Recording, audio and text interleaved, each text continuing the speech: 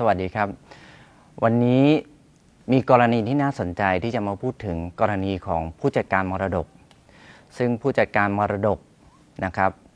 ทราบไหมว่าผู้จัดการมรดกมีหน้าที่อย่างไรบ้างและถ้าเกิดผู้จัดการมรดกกระทำผิดหน้าที่จะมีความผิดตามกฎหมายหรือไม่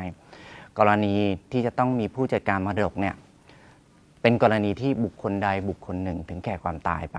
และบุคคลนั้นก่อนตายมีทรัพย์มรดกไม่ว่าจะเป็นบ้านที่ดินนะครับเงินฝากหรือว่าเป็นรถยนต์กรณีนี้จะต้องมีการจัดการมรดกเมื่อจะต้องมีการจัดการมรดกศาลจะเป็นผู้แต่งตั้งผู้จัดการมรดกผู้ที่มีสิทธิ์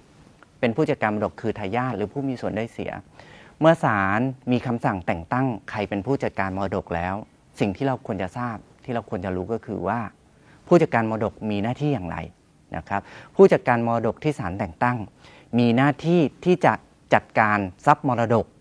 แบ่งให้แก่ทายาทตามที่กฎหมายบัญญัติไว้ว่าทายาทแต่ละคนมีใครบ้างมีสิทธิ์ได้รับมรดกและมีส่วนในทรัพย์มรดกเท่าไหร่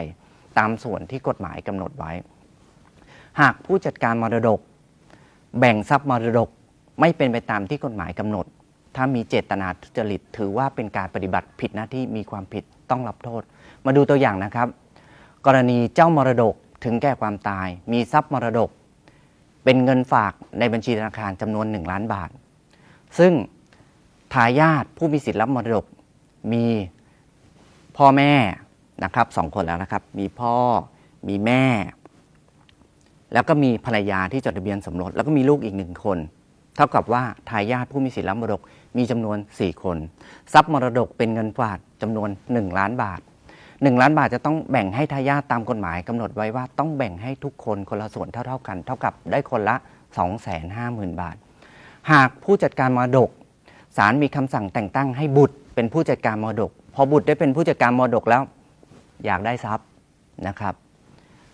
โอนเงิน1 ล้านบาทมาเป็นของตนเองเพียงคนเดียวไม่ยอมแบ่งให้แก่